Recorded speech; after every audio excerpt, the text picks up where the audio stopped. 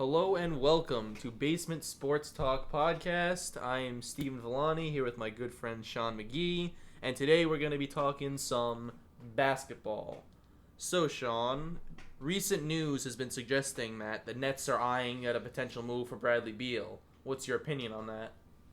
It's all BS, Steven. No, It's I'm all just BS. joking. I'm just joking. I think it's legitimate news. So the biggest thing that they've been wanting to do this whole season before the coronavirus thing happened was to pair Kevin Durant up when he gets healthy and Kyrie Irving with another star.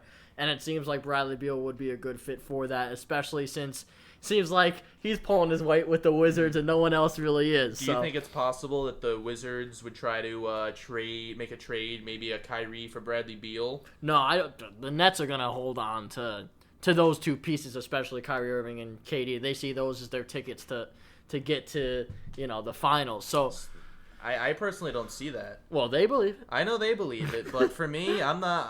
I'm not the biggest Kyrie Irving fan that's either. what I was about but to say. Kyrie Irving for me is not a guy you could build a team around and ask him to carry you to a finals and win a finals. I mean, I don't. Yes, he's had his moments in the finals. I'm not saying he hasn't, but And I don't think the who Cavs would honestly win took without him? him. Yeah, yes, but honestly, who took him there? Who got him to that point for him to make that play in the first place? It wasn't him. It was LeBron. It was LeBron. So, I think that if you're going to get a Bradley Beal, you might want to give up on a Kyrie because he's not the leader you need, and Bradley Beal is. Wait. Bradley Beal, good piece. Mm-hmm. Is he a leader? Yeah, I guess you could say You he's can a leader. argue. but You've never seen him in the situation, really, where he has the chance to... Say that again? A situation where he has a chance to Situation? thrive. situation, Yes. situation. He's never been put in that where he has a chance, an opportunity to thrive. Well, yeah, because he's been with the He's- Wizards. Exactly. And his other counterpart, his partner in crime, is hurt every other year in John Wall. Yeah, he don't stay healthy. But going back to the trade rumors, it would make sense for that deal to take place. Now, I'm kind of thinking, what would the Nets give up? It would probably be along the lines of like Wilson Chandler, definitely a draft pick, maybe two. I'm thinking of who else is on. But the would you team want they to could give up. sacrifice all that draft capital because Kyrie and KD aren't getting Well, any the thing is, younger. they think they could win now if they have those three together. And the other question is, will KD even be the same player he was Yeah, after I the still Achilles think he tear? can. Because look at what happened to Kobe after he got his Achilles tear. He did have those games every once in a while. I'm where not he's saying really it's not a struggling, hard injury to come back It from. is a very difficult injury to but come back from. Yeah. At the very least, He's Kevin- still a good player. I At the know. very least, Kevin Durant can stand on the 3-point line and bang Yes. some threes every game. Yes. If he's gonna not, because they say once the Achilles injury, it's hard to get that first step. Sometimes, especially at first when you're coming Yeah. back. So if that gets taken away from him, he has the ability and the height already to pull up on Right. smaller defenders, which I think he can do. And even if you get a mismatch and post him up, because Right. NBA is all about ISO basketball. If you get him on a mismatch and post him up, he can just turn around and do post fadeaways and things like that. And you're not going to really affect his shot if he's a smaller Right. player on him. And you can make the argument that with this whole coronavirus going on, he actually has a better chance to just heal and rest because usually he'd probably be doing workouts with the team. Well, yeah, but on he was his feet constantly. constantly. He was on his own regimen of Yeah. different things and trying to get back into the swing of things. I'm pretty sure he has started to do shooting and working out and things like that. He's been doing that for a couple months now, but I don't know if he's actually done any like game or scrimmages Right. type sort of I practices. think he's got to work his way into that a little Well, bit. yeah, it like still take does. it 1-on-1, 2-on-2, and 3-on-3. they've already said that if this NBA will resume, which we'll talk about later, that they wouldn't rush him at all to get back. Yeah. And anyway, they're like an They 8th seed shouldn't, right yeah. now, so it doesn't even make sense to rush him back. We already saw what rushing him back did. That's how he tore his Achilles because in the finals they tried to rush him back. So Right. the Golden State Warriors tried to rush him back. So I think going back to the Bradley Beal thing, I think it's a realistic trade. I just don't know how much the Nets are willing to give up to Now, do can it. I ask? I'm not positive. Do they still have the draft capital? Because the Nets put themselves in a really, really bad hole when they made that trade with the Celtics. Yeah. So my question is: do they even have the draft capital to make a run at Bradley Beal? That's interesting. I think one of the things that puts Bradley Beal down a little bit is that he didn't make the All-Star game. Oh, he should have. He was No. what was he averaging? Like 28 28 28 a game with on 50 something percent shooting. But regardless of the point that he should have, he didn't.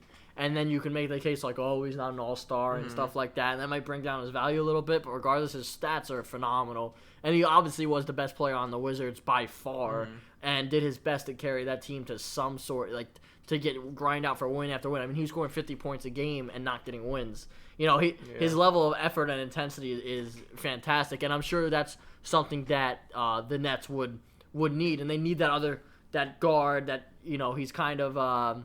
What's the word? Scrappy a little bit at times, but also is very, very gifted offensively. Does Dinwiddie start at the shooting guard position for the Nets, or is it Karis LeVert? Well, the only thing is Kyrie Irving's been hurt a little bit this season. Oh, so Spencer Dinwiddie was kind of filling in a lot for him. Because Spencer Dinwiddie can play and the LeVert two, right? got hurt for a little bit too, I thought too. Yeah, I think he did get hurt for a little bit, but when he came in, I think he had that one game. LeVert's had like a baller. A 53-point game against the Rockets or something. I don't know what team it was, but LeVert's game's good. I think because what happens is their roster is pretty good. Overall, their depth is pretty good. What they don't want to do if you're the Nets is give up that depth on your bench just for Bradley Beal. So it's like that middle ground of obviously you're going to have to give up some good players to get Bradley Beal. Well, let me ask you this, because this is just a thought that popped into my head. Would you argue that one of the Wizards' main needs right now is a center? Correct? Yeah, I mean they signed Thomas Bryant. Could you argue that they could maybe trade DeAndre Jordan or Jared Allen in that trade over to get Bradley Beal? DeAndre Jordan, I don't see out of the... Well, it's...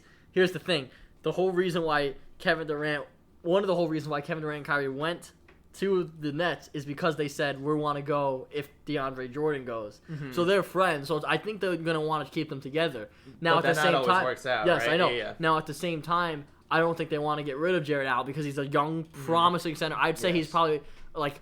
What is he, 23? 23, 24, something like that. Yeah. Like, under 24... centers, he's in the top 10.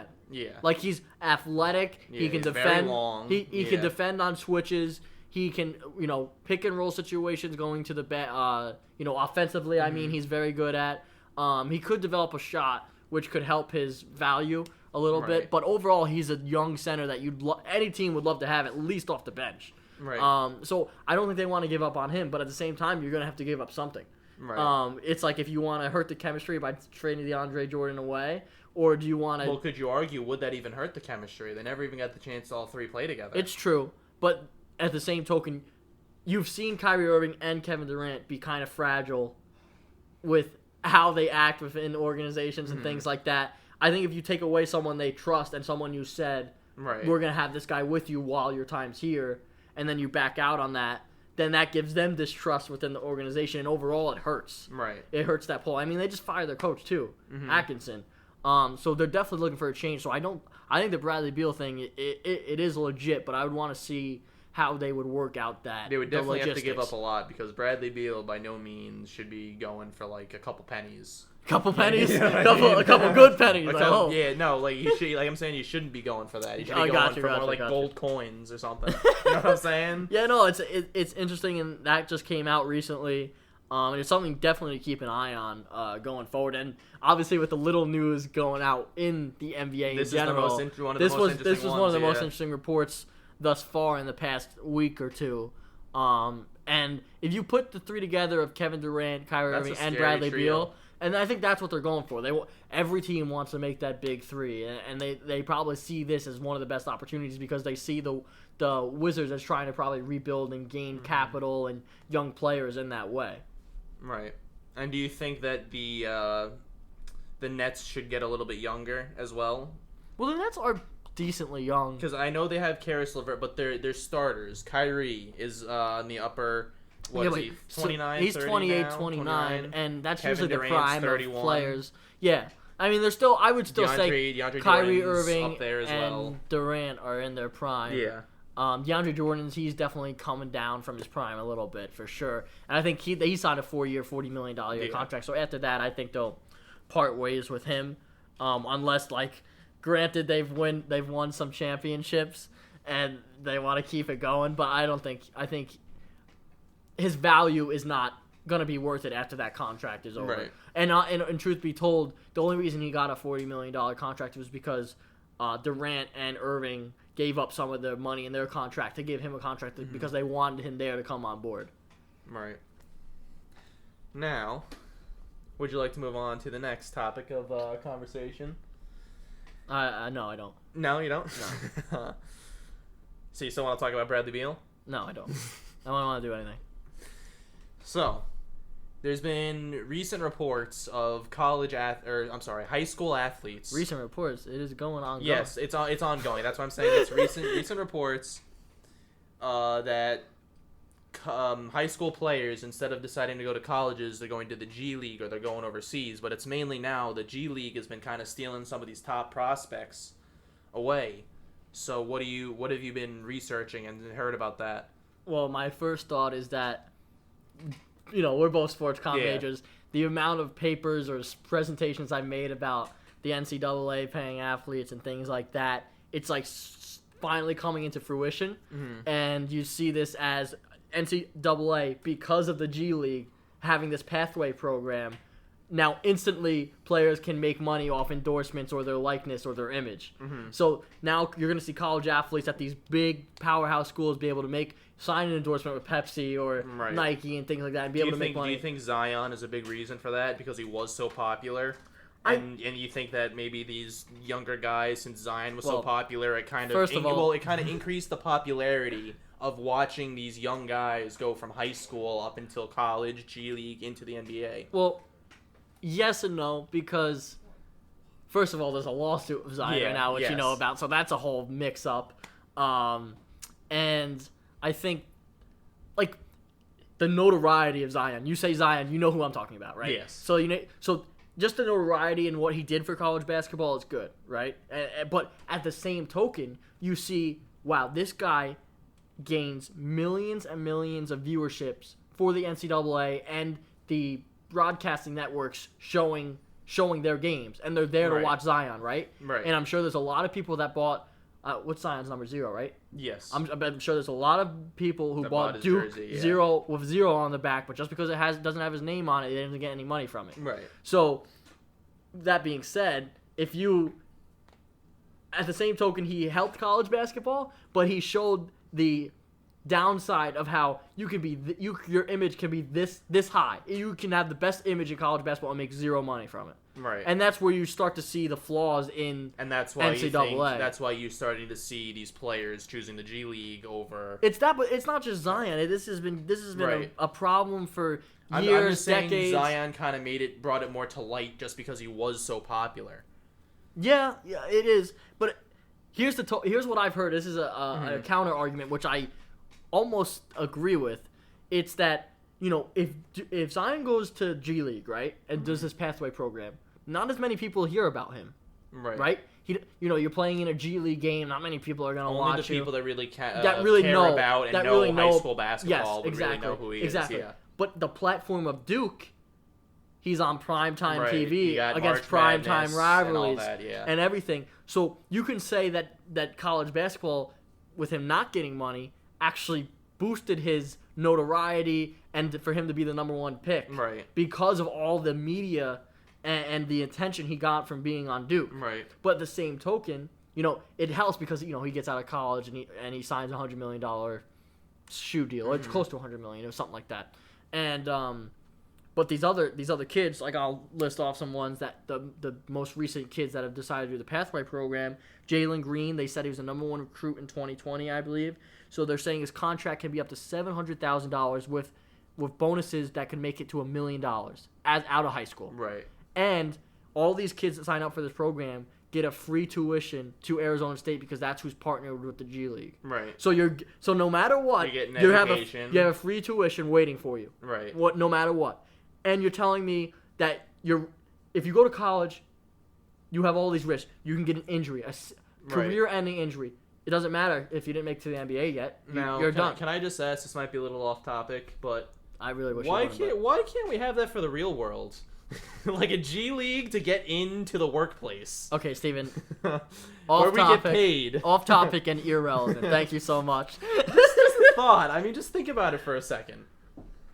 It's called Well, I I guess. just imagine, just think about that. Well, you got a right? mentor of someone. Yeah. Steve. That's what you Exactly, got to do but, on your own. You don't need a yes. program for it. Yes, I understand that, but I'm saying, what if there was like this G League for jobs where we got to learn and be part of like the I have job a scary and feeling we're about to go into like politics or something now, and I don't want I to talk definitely do about not want to talk about politics. that. Yes, I don't want to bring that up, but no, I understand what you're saying. like it just makes you think where like how this can be this idea can be expanded, because it's really giving these high school athletes more of an opportunity to choose to have a different a different path. That's the to do what biggest they thing. want. It's like I feel like the athletes, high school athletes, right? You had two options: go to college and try to be a one and done, or go overseas. Right. Right? You weren't even thinking about the G Leagues. And actually, one of my notes here is really one of the people to springboard this G League pathway program was really LaMelo Ball and R.J. Hampton, who went over to Australia to play and chose that. Australia or Austria? No, Australia. They did go to Australia? Yeah, not Austria. Oh. Australia. Okay, I just misheard you as well. I'm sorry. But anyway, they went over to Australia and they earned close to $1 million contracts, and now they should be drafted in the next draft. Right. And I think that's a huge, and you see these high school athletes that are these top recruits, and they go, well, why wouldn't I do that? Why wouldn't I go to Australia? You experience a new culture, get paid for doing the thing you love, a lot of money in it, and then in a year, you're in the draft going into the NBA, which was your ultimate goal. Right. Now, if you go into college basketball, something doesn't work out, or you get an injury, I mean, in all reality, it's over. It's over. You didn't make any money while you're in college. Right. So I think that's the upside that these kids see. And like a couple of other names is Isaiah Todd. He was a 5-star recruit. They say he's the best power forward in that 2020 class. He went there and he signed close to a $500,000 contract. And Daishin, I think it's Daishin Nix. He was another 5-star recruit that picked G League over going to college. And the NCAA really has, I don't know if I should call it a problem, but they have something to worry about. Right. Because they're gonna lose these recruits that would bring great notoriety to the NCAA and bring great viewership. Yep. Can you imagine if Zion chose the G League over? That's actually what was going to be my next question. What do you think would have happened if that was an opportunity for Zion? Do you think he takes the college route? For March Madness alone, like Zion brought the most viewership like the March Madness has ever seen. Mm-hmm. That money alone for the commercial values and things of that nature. Astronomical. Yes, exactly. Him alone was increasing NCAA's revenue, even though they don't even need it more revenue. He was basically like years ago when LeBron was coming out of high school. True. That's what it was. That's what it felt like, and then he just picked college, which obviously he couldn't go right to NBA because of the rules. At that point, LeBron had the opportunity. While to we're do talking that. about yeah. that, what I've read and what I think is going to happen is that in the next year, 2 years, 3 max, we're going to see that age restriction back down to 18 where you can go right from high school. I think that's going to happen very soon, too, for the NBA because they're seeing this demand again. Mm-hmm. But in all honesty, if you're these athletes coming out of high school, it's like a no-brainer, to be honest, right? Especially if your ultimate goal is to make it into the NBA. If your ultimate goal is to make it to the NBA, you're providing for your family by going right away, right? Mm-hmm. You're making $500 at least $1,000 or $400,000 at least with incentives. Jalen Green's going to make up to $1 million. Right. And sometimes a lot of these players come from not the best areas. Exactly. So they see this money and they say, I want to go help my family now. Yes, and you can't blame a player. You can't blame a player or not even just a player, a person. Yeah. You can't blame a person for wanting to get a better situation for his or her family. Yes, 100%. And I think college coaches see it too because these college coaches, like the players I've listed, like Isaiah Todd, I think he was going to Michigan. And he just backed out of the commitment and went to G League. So these college coaches are not just competing with each other now. They're competing with the G League, and they've seen it firsthand now. And that's much easier. That's what I think. That's what's scaring some colleges, and I think it's scaring the NCAA as a whole. And it really put the NCAA on notice. Shaka Smart, the coach of Texas, one of my favorite coaches. I love listening to him and learning from him, but that's the coaching side of me Right. talking. He said that the G League can easily steal dozens of top players regularly from college basketball. Now, I forget. I know we've talked about this before, but once a player signs with the G League team, do they still enter the draft after their contract is up, or do they go straight to the team? Yeah, so to my knowledge is that they play the year. So they're on like a developmental team. So they're not playing like a real G League schedule. So like this is other as guys. if you tried out for high school sports and you made the JV team instead of making the varsity team, essentially. In a way, yeah. just a way to connect it for better understanding amongst all our viewers and everybody. Yes and no, and listeners. but here's what here's why it's a little different. So it's not even like a JV schedule. So it's more like they're going to be practicing every day and things like that, and then they'll probably play 15 to 20 games. Right. Is what I've heard. Where they can at the G League level or at the NBA level? The G League level. Okay. So they'll play other G League teams. What it's going to be is this pathway program is going to be teams of all these younger kids, the younger high school athletes coming. Right. So it's almost essentially going to kind of turn into how English soccer works it, and it's almost like these G League teams will kind of form into like a grooming system and a crop system where you could just buy them from different G League teams. Well, you know what I'm saying? That's kind of what already is the G League is. So the G League obviously has players from all ages and things like that want to make it to the NBA, right? So then this pathway program team, right? I think it's out of Los Angeles. It's going to be comprised of all the young kids. And then they're going to play the older team. Well, I won't say older teams because there will be young kids on those teams too that aren't just making as much money as these pathway program players. But they're going to play these They're going to play these other G League teams that are established already, and so they can learn and grow their game that way, and so they can solely focus on basketball. So they won't have the daunting season a G League team has. But they'll play probably half the games they do is what I've read so far is what I think. Don't quote me on it, people. But so that's what I think their plan is. And if you're looking at it, it seems like a no-brainer. You go to college, get hurt, no money. You go here, you make close to $1 million, at least $500,000 for your family. And if all else fails, you already have a free tuition to Arizona State University, which is the partner with G League. So to me, if I was an athlete, it looks like a no-brainer. And I've talked to other people, and they seem to agree too. But also, it's just you have the people like I was talking about Shaka Smart. He had a player called Greg Brow, I think was his name. He's a 6'9" forward, and he was in between choosing to go to Texas, which he committed to, or backing out and going to the G League pathway program. But he ultimately decided to go to Texas. Right. So I think there's still the atmosphere and because you're not going to be able to replace that college atmosphere. You're not going to be I able think to replace kids are still March drawn Madness. to that. Yes. Yeah.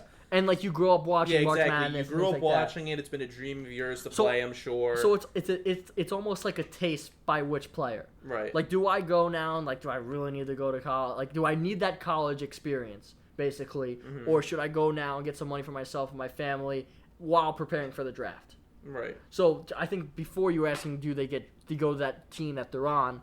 What will happen is that these pathway programs the pathway program players will play the season out and develop their games, and then in the following draft, they'll be in the draft to get selected by whichever team chooses them. Right. So it's really interesting. And before we switch to one more topic, I just want to say, overall, the biggest thing from this is the implications between the NCAA and G League and how they're going to close the gap of compensation. One of the things that is staggering is that the money the NCAA makes a year is close to $1 billion. Right. They have $1 billion in revenue and each almost year. None of that goes to the players, even though they're the ones. None of it goes to the players. None of it goes to the players, even though they're the ones getting you the revenue. So the one thing I just want to say, I know I'm going on a little much on this, but well, no, it's an interesting topic. Yeah, it is. So what the most recent study I've seen is they make around $1 to $1.1 billion a year, right? But they only give out around $250 million in scholarship. So that's $750 million going somewhere, and they're a non-for-profit, so they don't pay any taxes. Their chairmen get bonuses. People are really starting to see the hypocrisy, I guess is the word in it, And they're seeing the revenue that these college sports are creating, mostly college basketball and football, right. and people are starting to finally say, like, this isn't fair. Just straight up, this isn't fair, and it doesn't make sense. And the most unfair thing, which anyone that has a disagreement on is just wrong, they're just flat out wrong, is that these athletes haven't been able to use their own likeness for all of time until now, until they finally passed this bill to use endorsements or make sponsorships. Right. There was a kicker, I forgot, who made YouTube videos and made money off advertisements on YouTube, which is not any money at all, and he got suspended for doing that years ago. Like, that's ridiculous. Right. You know what I mean? And I think it's finally starting. People are like, hey, like this, there has to be changes here, and the G League is starting. G League, I don't think is doing it on purpose, but because they're doing what's best for them. Right. But at the same time, they're almost like forcing NCAA's hand to say, hey, we have to make an adjustment. Right. So speaking of large amounts of cash, the I love NBA, cash. who doesn't? The NBA has been on a little bit of a hiatus recently with the coronavirus, and as a result, players haven't been getting paid. But we do have a that's not true. It's reduced salaries. Yeah, reduced salaries. So I think they were getting 25% less or 50% less. Yeah, something like that. An astronomical amount of money, but it's still a lot of money. They're still getting a lot more money than most people. Oh yes. Yes. More money than me. Yes, more money than any college student in history. Unless you count Zion, because he made a crap ton of money off endorsements as well. Well, supposedly. Well, not legally. He did deals behind the table, and we don't know that. We obviously don't know. He's accused of that, I guess, by the former agent, because the former agent he fired him, and then he's like, all right, I'm going to leak all your information. Then, like, if I'm Zion, I'm probably thinking like, oh, man, I probably shouldn't fire him. Then, that's like that's like breaking up with your significant other, and then just everyone telling everyone, oh, they're crazy, they're just crazy. It's a little worse than that, because he's getting sued for $100 million. I'd rather be called crazy by an ex of mine than get sued for $100 million. Yes, of course. But anyway, speaking of the large amounts of cash, NBA players hopefully will soon be able to get paid, because news has been breaking about different areas and different timelines to when the NBA can return. Finally, we've got Bundesliga has come back, soccer. Don't get me started. Oh, I know. Game tomorrow at 2:30. And then the Bucks co-owner said on CNBC that the NBA should return in the next 6 to 8 weeks, with games being played in Orlando, in Disney World or Disneyland is in Orlando. I think it's Disneyland, but don't quote me on that as well. I'm not positive. Disney. It's at Disney. I've heard Disney has been prepping the rooms or the hotels and how it would work with all the teams there, is what I've heard. They would also, I'm sure what they would do is they would have some teams play in Orlando, and the other destination they're talking about playing in is Vegas. Well, they could maybe do like an East-West Coast thing. Right. Where they have all the West Coast teams there, all the East Coast teams here. It would make a lot of sense from the playoffs. And the thing with Orlando is 6 to 8 weeks does seem pretty realistic. Solely if you're going solely on the fact of how places are opening, Florida has started to release those restrictions on who can go out and things like that, and so. You think they, especially because they're trying to get their economy back going, especially in Florida, they had WWE as essential or something like that, something funny like that. I think they would classify NBA as essential too if that's the case. So I think that would be a state that would welcome the basketball to be in their state, if that makes sense. Plus, who's going to be traveling to Disney right now? No one. So it'll if I could go on a couple rides, I would go. I could just operate it myself. As nice and fun as that would be. I want you to push the roller coaster up for me, and then let go. You think I'm that strong? You're pretty strong. I've seen you flex before. But going back to the NBA, I think it's realistic. That would be awesome. And I think that's something everyone needs right now. Hopefully, the cases stay down. They have been decreasing. Haven't they a little bit? I just worry that if we open up too soon. I know my brother shares the same opinion. Georgia. In Georgia, It they went opened up a up, little bit. yeah. And That's what I as mean. soon That's as it what I'm a opened little up, worried it about. started. But I think that's gonna happen no matter what. Absolutely. Because here's the thing: everyone's gonna be once anything opens, everyone is gonna be going there. As soon as they open restaurants, everyone's gonna be dining at restaurants. As soon as they open the You gym, kidding me? everyone's gonna be going to You the open gym. a bar, you see how many college kids go to my that bar God. that night. That night. Mahoney's, the night we return for college, is going to be popping. But back to the NBA and not Yes. drinking alcohol. Well, we are both 21, so So we're legal. we've never drank before the age of 21. Never. I'll tell you that right now. I've never, I was just raised that way. Had a great father teach me the ropes. But yeah, it's really exciting to just hear the news that I know, the just NBA, the fact that sports in general are coming back. and even if it's without fans. Even if it's without fans, it's not going to be as exciting, obviously, but I know that the players feel this too, is they want, not only do they want to play, but they want to put on a show for the fans. They want to give the fans something to cheer about and be happy about. Now, that's 100% true, and I think the players do feel like they have that responsibility, but the biggest thing, the biggest reason to get back is not rocket science. It's the money. Oh yeah, It's of the course. money, and the league is hemorrhaging money right now. Yeah. Every sports league is. Yeah. And I saw something. Although hats off to Roger Goodell. I don't know if you heard about Oh yeah, this. donated salary. He donated, and for those of you that don't know, the NFL draft for him is an insane amount of work, and he did all of that for free. All that money he would have made from doing the draft and all that work. Well, he did his whole salary. Yes, it's his whole salary for that entire month. So that includes all the work and all the revenue from the draft and all that.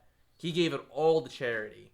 So hats off to him for that. I would just now, since we brought up that topic of conversation, I just wanted to give him a little, because now stuff like this is what we need now. That's important to the world. You're one of the few people saying hats off to The Roger Goodell. I'm not. Usually gets booed. Oh, don't get me started about that booing thing in the draft. Yeah, boo more, boo louder. Yeah, screaming at the TV. But the other thing I was talking about is money, right? Right. And the number I saw was if the NBA didn't have the playoffs. Listen to this. If the NBA didn't have the playoffs, they would lose up to $900 million just from the revenue from the playoffs. Dang. You're That's talking about $1 crazy. billion for like a month span. And just so you know, I don't normally say "dang." I had to hold myself back from cursing. It's just a lot of money, and they know that. Yeah. And the owners know that too. So Right. the owners of each team, so they're itching to get back because they know it comes to a point where you don't know how much longer you can feasibly not play. Right. You know what I mean? And it should be okay for the teams to survive basically off TV revenue, with how much money that's in that, and hopefully, I really hate to say this, but I mean I don't know if I see fans in stadiums until I'm really skeptical about the football season. Here's what I heard as for football. This is because I'm a Jets season ticket holder, so this is the idea they put out right now, is not opening up ticket sales to the public, but the people who have like the season tickets and stuff, they'll let them in, but in an orderly fashion, and they'll be the only ones able to spread go them in out or and something? spread them out. Yeah, no, I did hear that too, which is better than no fans. Exactly. Of course. It's something, and then at least you'll have the home crowd cheering you on. Yeah. It'll give you more drive, more push for the players. But you're not going to see any crowds this summer for sure. No, And definitely the not. NBA will. In the NBA, no. If the NBA does resume, which I think it will, because I they think don't it want to will, miss yeah. out on the TV money. If it does resume, it definitely will be without fans. And I'm not. Yeah, no, that's not it's rocket not gonna be science. played with You know, fans. you might be. This if summer, you're listening to this, at you're like, least this summer, no sports or no fans in sports. if you're listening to this, like, yeah, two dumbos. Of course, there's gonna be no fans. Like, but I mean, it just has to be stated, and it sucks to even say that. But hopefully, if I had to guess, I think maybe the NFL preseason is going to be that trial period of letting people in to see how the stadium, summer league or like the something? summer league too, stuff like that. Like I Yeah, think that's maybe. going to be the slow But start. I don't know. To it. Even in the summer league, it might just be too early. I don't think it's worth it to. Well, it also depends when the It's- summer league starts. If you you have to- think about it, now- it could start at the end of Now summer. every NBA team or any sports team wants their fans back in the stadium, but at the same time, they don't want the liability of someone getting sick Right. and then being like, oh, well, I got sick in their stadium, and then all of a sudden, you got lawsuits on Right. lawsuits. And I'm sure they'll do something where they have to sign a waiver, which really, it's weird, but like the stadiums and the organizations aren't going to take a risk of doing that as well. Right. I mean, they have to test every player and coach before the game or some sort of testing before that. So what, are you going to test every fan that comes in too? It just seems too much. You know what I mean? Yeah, no, I agree. It's going to be a tough situation, but at the end of the day, as long as we're all staying positive, we're going to get through this, and sports are going to come back sooner than we think.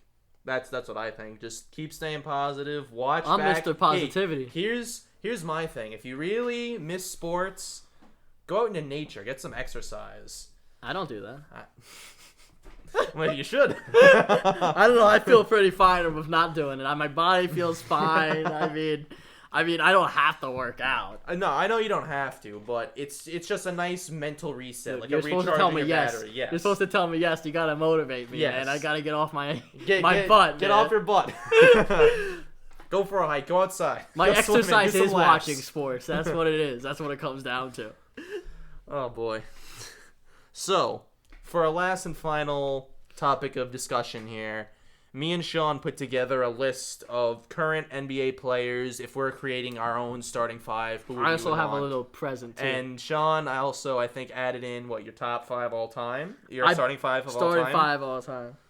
So would But you like just gave to... it away, so that kind of disappointed me. I mean, it's not really a surprise. I was gonna be like, he was gonna say his starting five right now, current, and I was gonna be like, well, I got my all time, and then it would have been fun. But now Steven ruined it. But I guess So you give me your current. I'll give you my starting current, starting and five. I'm very curious. I have a couple underdogs in here. I think maybe not. I mean, none of these guys are underdogs, but they're up for debate. Right. And there's people that I think that my I know list are too, great. yeah. There's people that I know are great that aren't on the starting five. There's going to be some hot takes. We in this could list. maybe make a bench later on in a different episode or talk about that. But I have Steph Curry right now Okay. at the point. Yeah. I mean, what he's accomplished and his shooting ability and his leadership ability is what. Right. His ability And his passing ability well, too. his ability to move without the ball That yes is one of the best. Yes. He's one of the best guards I've ever seen move without the ball. And if you're a defender on him, you should be terrified. Yeah, like he'll have you running circles. If you want to see someone guard Steph Curry well, Fred VanVleet. Fred VanVleet in the guys, finals. Guys, did I not just call that? Did I not just call that? Did I? Thank you. Thank you. But that's obvious because obviously Raptors fan. Guys, that is actually. so- I mean, I don't know if you guys know it, but that is actually insane. I mean, I just guessed that right from his mouth. Well, it's kind of obvious considering I've said it before. Well, you've not really said that before, but I know you were gonna say some Fred VanVleet. Yeah, Fred thing. VanVleet really made Anyway, it can I hard keep for going on my yes, list? but I'm just saying Fred VanVleet made it hard for Steph Curry Any in the finals. chance you get to talk so- about Raptors, you take. Any chance you get to say the Cowboys win the Super No, Bowl? We no, did, boys. No, I'm not like that. You know that. Anyway, Okay. at 2, this might surprise you a little bit. At my 2, I picked Jimmy Butler. I don't disagree with that. I like his leadership ability. He's a bad boy. He's a bad man, very bad man. He's clutch, and he's a fantastic defender. Absolutely. So I think that's part of the reason why I yeah. thought of him at 2. I was debating kind of between Jimmy Butler and Paul George. Right, Is yeah, what I was Paul- debating. But you could argue Paul George could also play small forward, and Yeah, same thing with but Jimmy Butler. Though. I think right now, in what we've seen, there's way better small forwards and power forwards Yeah. than there are the guards. yes. So for my small forward, I put LeBron. Yeah. I don't think that's that's not out of the realm of craziness. I think it's just a safe Obviously, yeah. It's pick. LeBron. It's LeBron James. Now this is where I kind of stumbled, because I didn't know if I wanted to do. I ended up doing Kevin Durant at the 4, just because of his scoring ability. And That would be I interesting. Although necessarily it'd be tough to see him go up against a strong Giannis, power forward. Yeah. No, I know. But I mean, I guess they would guard. Well, actually, he probably wouldn't guard Giannis in a game. He would probably move over to guarding the 3 3 rather than the 4. Yeah, you're probably you right. could argue LeBron would just cover the 4 because LeBron could also play power. Yeah, of course. But I also was wondering if I should put Giannis in the 4 or Kawhi. Mm-hmm. So that was the biggest position where I struggled with, because the LeBron was a no-brainer, and then at the 5 I ended up putting Anthony Davis. because I think he's been having a fantastic season with the Yes. Lakers. He's gelled with LeBron really well, and what he's done with the Pelicans before then, Right. he really brought the Pelicans up a level when he got there, and continued to do that. His ending with them was not very good, Right. not playing wise, but just how he handled it, I think. But this year he's come out on a different mission, and Right. I think he deserves to be in the top 5 as a center right now if you're making a lineup. Now, yours is much more sound than mine. Jimmy Butler, to me, is probably the biggest reach to put in there. Yeah. And even then, I don't even consider that much But of a reach. before you even say yours, I don't condone his list. I don't condone it. I will explain. I don't it, and even it know. Will make perfectly It good won't. sense. It won't make sense. But go ahead. I'm at my point guard. I'm taking Dame Lillard. I like Dame Lillard, but I continue. love his 3-point shooting ability. He's a great playmaker. He's a pretty solid defender. He's not the best point guard defender, but he's solid. And let me tell you this. I think he might be one of a few players or the only player to hit not one, but 2 series clinching buzzer beaters He's in the clutch. playoffs. He's clutch, I'll give He you is that. clutch, and that's what I need on my squad. Now, one thing, I don't know why when you said Damian Lillard, this came into my head, but one thing I don't think any of us have on one of these lists is James Harden, and he could easily be argued to be in the 5 for right now, not all time, of course. You know what list I put James Harden on? What? Most likely to travel the world with. Wow, that was so creative. Thank you, I try. But I like Now, Damian Lillard a lot. yes. I just don't know if he's the. You can make a case like you did. You can make a Yes. case like you did. I just don't know like, if he's the I like absolute clutch best ability. right now in the No, league. he's not. He's not the best point guard, but I make up for that, in my opinion, in other positions. So my shooting guard, I went with a little bit of youth and a little bit of fight, and Luka Doncic. I think he's gonna be great. I think this is a little bit of a reach just because he is so young. He's still developing a little bit. He has been incredible for a large portion of this year. Many were considering him like a top MVP candidate. So I think putting him at shooting guard will give this starting 5 the ability to another extra playmaker and a good shooter. At small forward, I went more defensive here because Dame and Luka at the guard position really aren't the best guarding defenders. They're the best defenders at the guard position, I should say. So I went for my 3 with Kawhi Leonard. And I think that is solid. It's solid. I can't complain. I can't complain. Game 7 against Philadelphia 76ers. He's also got that clutch gene.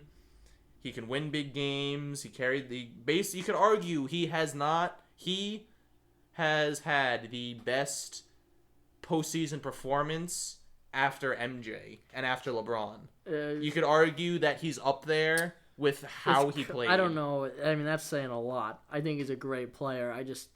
You put him in that level, it's hard. Well, I'm just saying his one postseason with the Raptors, you could put him up there as one of the best postseason performances over the course. It's it's up there. It's hard to compare someone to Michael Jordan or LeBron's postseason presence and stuff like that. But his defense and what he's done wherever he's at is phenomenal. He did get hurt for a little bit in the postseason as well, and was playing through a injured leg. So at my power forward, this is where it gets. This is my out there oddball, but I had You're to. gonna say Siakam? Yes, I am gonna say Siakam, and I'm saying Siakam because he has also proven valuable in difficult games. He shot over 90% in Game 1 of the NBA Finals against the Warriors. How many players can you say have shot over 90% in a Finals appearance? Not to mention his first Finals appearance. You could argue that Pascal Siakam... Yeah, but wait a sec. You're going to put Siakam over LeBron? I went... Because I wanted to go more youth. Because I'm not only looking at this to win a championship now, but I'm looking at this more towards the future. Dame Lillard Luka, Kawhi, and Pascal are all fairly young players, but actually have a good amount of experience for their age. Like Pascal won a championship. Kawhi Leonard won a championship. Damian Lillard constantly making deep playoff runs. Luka Doncic is that youth that still needs, that hasn't really, obviously, he hasn't made it to the playoffs yet. We have yet to see what he does, but also one of the reasons why I picked Pascal is because he is willing to not be the guy taking the shot. He's willing to give it to other guys and let them take over the game. And that's something you need rather than having, like a LeBron. He's going to be demanding the ball. He's going to want the shot in his hands. Oh, maybe last shot he'll want, but like he's a willing passer. Yes. LeBron's a yes. heck I'm of a passer. not saying that he's not a willing passer, but I'm just saying that Siakam is more willing to take a back seat. Yeah, but you don't want that. The all-time Well, guy. if you Not the have all-time this guy in the... if you have this starting five of already with Leonard, Doncic, and Lillard, and So plus you made this roster for fit, man. You want these guys to play well yes, for each other. exactly. Plus Pascal, you could argue, is a better defender than LeBron. He's going to put more effort in. He's a good shot blocker, and that's what you need at the power forward position. I'm not saying LeBron's not, but he doesn't always. LeBron has been. You have seen him take plays off, which isn't ideal if you want to build a good starting five, especially with a weaker defending guards. Mm-hmm. And then finally, at the center, I'm putting Giannis. I think it speaks for itself. Perennial, the past MVP, was on pace to possibly win it again this year, you could argue. Well, also, it goes with the positionless basketball we now play. Yes. With having him at the 5. Yes. And I think that would also, because he has gotten better shooting from 3, that would add another dimension to the offense that would be helpful. He wouldn't have to always be at the rim, you know? Yeah, no, I do. And obviously his defense speaks for itself, too. Giannis, he's a monster. He's at least top 3 player in my eyes in the league right now. So I have no problems with you saying that. I think before we go, I think I'll give my all-time 5. please. Just wrap them off real quick. First, at point guard, Magic Johnson. I think that's pretty obvious, though. I'm a huge bad boy Pistons fan, and I think Isaiah Thomas is the second greatest point guard ever to play this game. That's my opinion. Stick with it or believe it or not, but in my mind, that's true. But Magic. That's a hot take, but I can understand why. I don't think it's a hot take. Even Michael Jordan said that. No, I mean, but if you look at it compared to like looking at all the great point guards, you know, it's really tough to compare these people, and even now it's hard to compare like LeBron to Jordan. Like, why can't we just appreciate both of their greatness for what it was? That's a debate for another podcast. I know, that's a debate for another podcast, but but you know what I'm saying? But at the 2 guard, no surprise here, Michael Jordan. Michael Jordan, of course. What he's done, and if you've watched the documentary, you've seen it. Mm-hmm. Yeah. 3 is LeBron. I think he's probably the second best player to ever play the game. What he's done in his career, he's developed a game, he's developed a shot. You know, he's gotten better with time and with age, which sometimes that doesn't happen. Like a fine wine. Exactly. He's still going strong, Yeah. man. He doesn't look old at all. Now, this one might be a little surprising to you. At the 4, I picked Tim Duncan, all time. I don't disagree with that. I don't. One of the best players back to the basket. He'd be a quiet 30-point, 15 rebounds. Right. Like, you wouldn't even notice. You look up at the end of the game, you're like, Duncan had 30 points? Like, what? I mean, just Mr. Fundamental. Oh, no, wait, was that Al...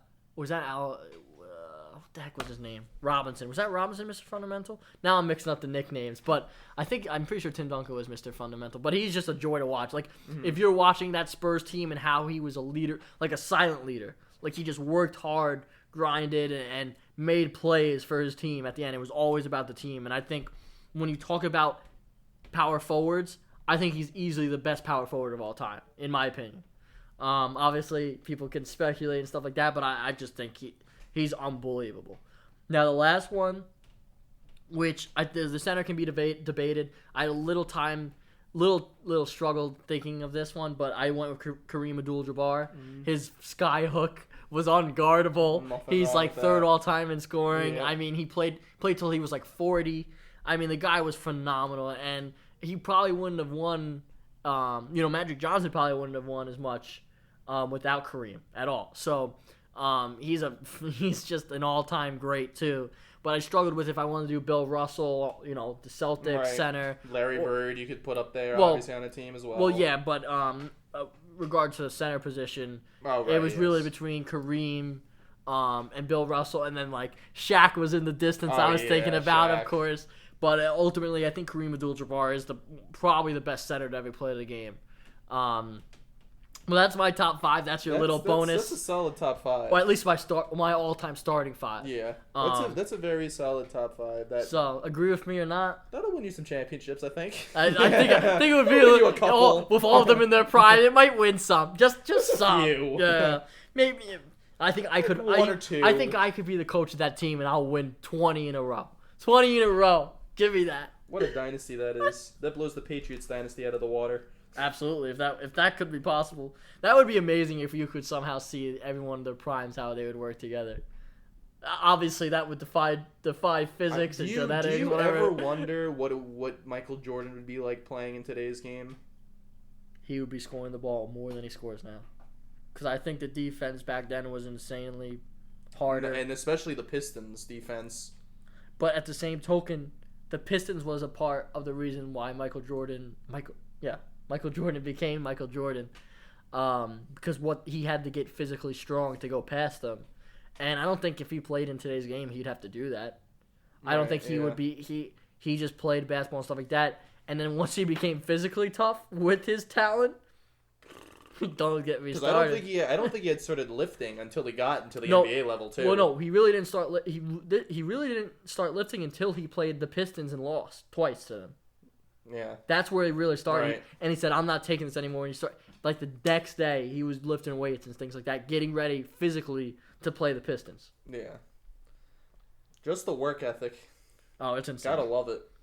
But I think that kind of wraps it up. Thanks for sticking with us for this long. If you guys are still with us, really fun talking about NBA. It's one of my favorite, and basketball definitely is one of my favorite things to do and talk about. So we had fun talking about it, I'm sure. Always do. And hopefully you guys stay in touch.